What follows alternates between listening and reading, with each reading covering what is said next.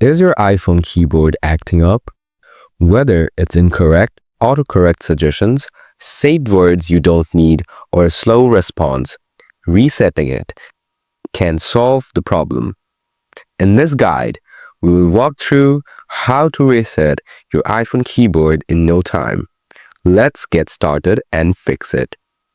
Resetting the keyboard dictionary will clear all custom words, autocorrect suggestions, and typing predictions that may have built up over time.